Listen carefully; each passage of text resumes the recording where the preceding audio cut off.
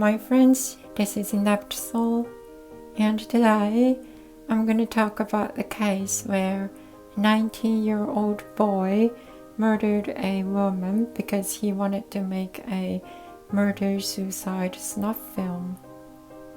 So let's dive right in. Today's main person was born in November of 2001, and at the time of his crime, he was a juvenile, which means his identity is protected, or at least so it should be. So I'm gonna call him Ken in this video. His family is made up of his parents and his older sister.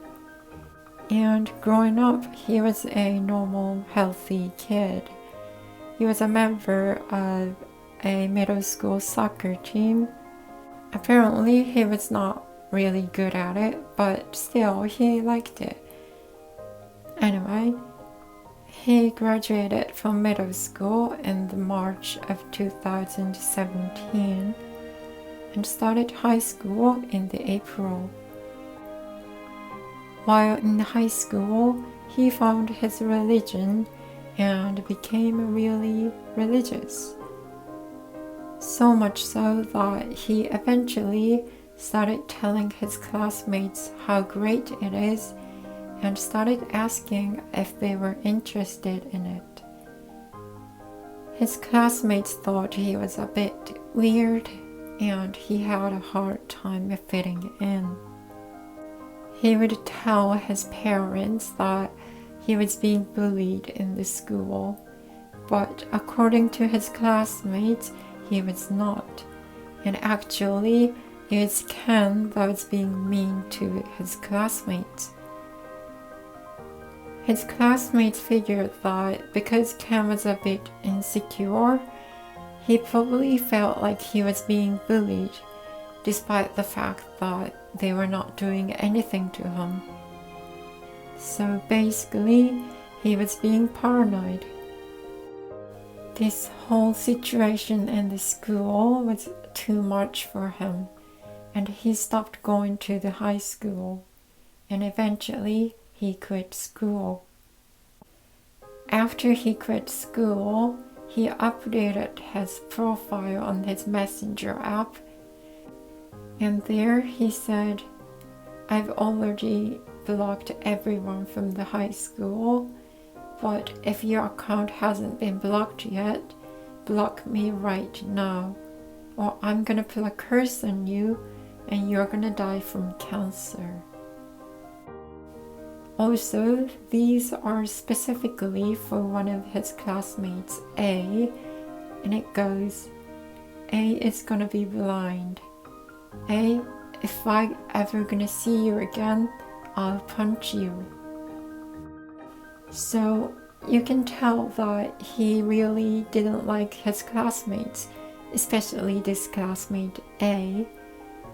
But apparently this A had no idea why he hated him so much. But it's all okay because that was all for Ken and his classmates. After he quit school, he started going to a high school for students with special needs while working part-time. But changing places didn't change him, and this tendency to be paranoid was still there.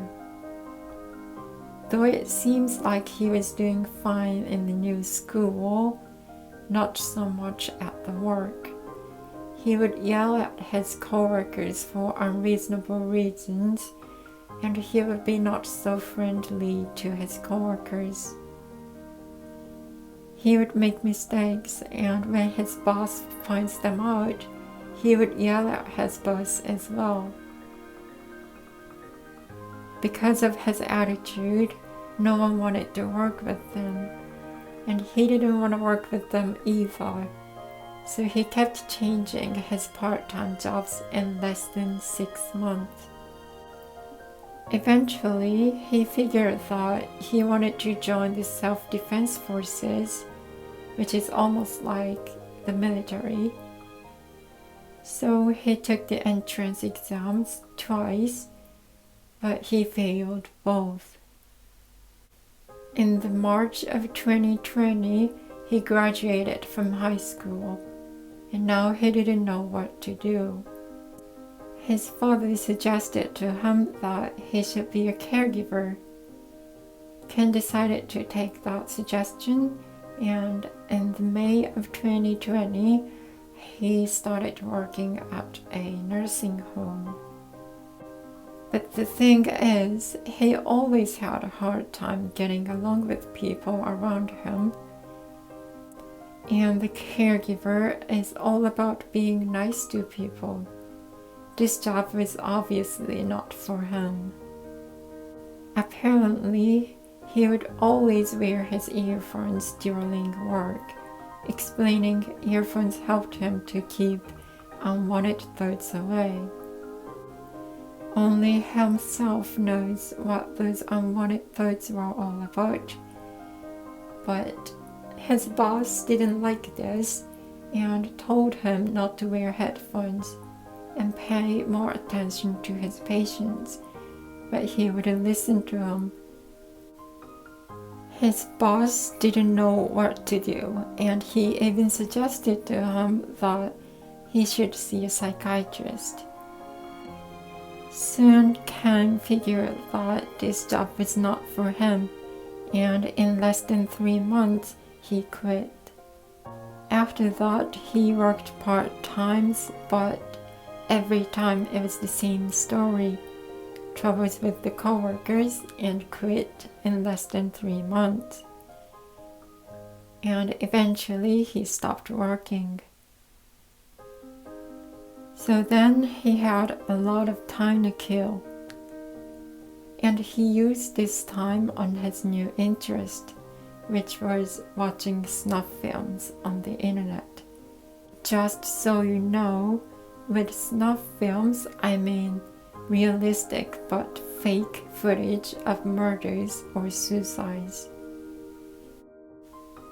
As he was watching those footage, he decided that he wanted to do the same thing, including the filming part. And so he started planning.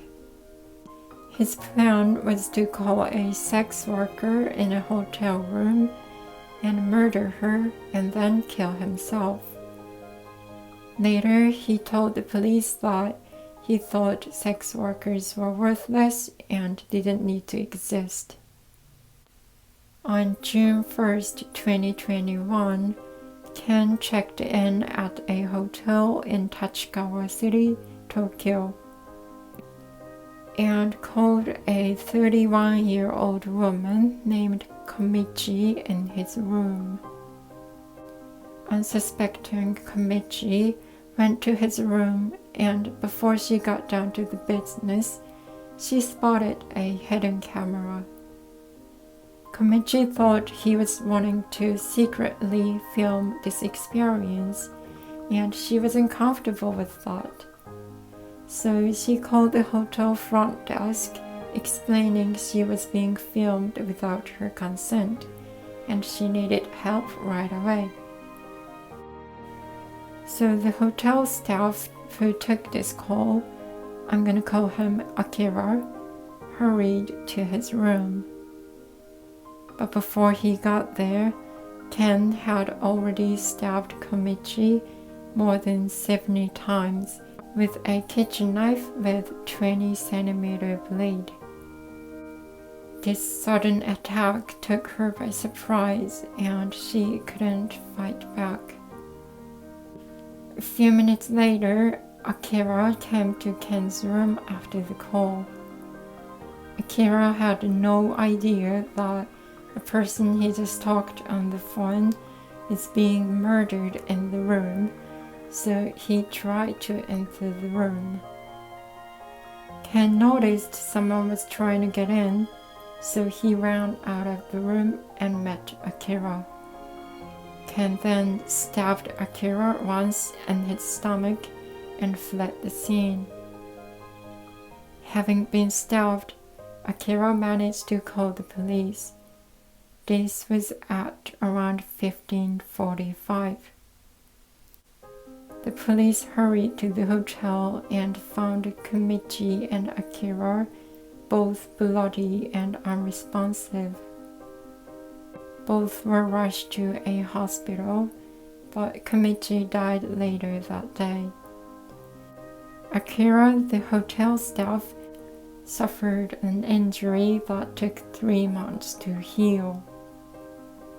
The man who had stabbed 2 random people was at large, so the police started the investigation immediately. And by checking the surveillance cameras in the area, they found out that Ken had taken a train to get to the Haijima station and left the station on a bike. The next day, on the 2nd of June, at around 11:30 a.m., officers on patrol spotted Ken on his bike in Hamura City, Tokyo, which is about 13 kilometers away from the hotel. When the police approached him, they noticed he had cuts on his hand. And when they asked him what he was up to, he said he was just driving around. According to a witness, about 20 officers surrounded him and asked him to come to the police station, and so he did without showing any resistance. During the interview, he admitted that he had stabbed 2 people. He told the police that after watching snuff films on the internet, he decided that he wanted to make his own murder-suicide snuff film. He had set up a hidden camera in his hotel room, but Komichi spotted that. So he explained his plan of this murder-suicide to her, and before she could do anything, he attacked her. As he was attacking her, he noticed someone was trying to get in, so he ran out of the room. When he opened the door, Akira was there, so he stabbed him as well, and he fled the scene. He was arrested for murder and attempted murder and was sent to the juvenile court, but because of this cruel nature of the crime, they decided to try him as an adult despite him being a juvenile at the time of his crime. Currently, he's waiting for the trial in the prison. So this is gonna be it for today's case. As I was reading some articles about this case on the internet, I noticed more people believed that Ken was more suicidal than homicidal. I mean, he did say that he was looking for someone to be a part of his murder-suicide plan. So he was not looking for someone to simply kill, but more like someone to die with him. I mean, that doesn't make much difference though. Anyway, thank you so much for watching. I'm posting more true crime in Japan videos in the future, so if you are interested, please consider subscribing to my channel. And I hope to see you in the next video. Bye bye!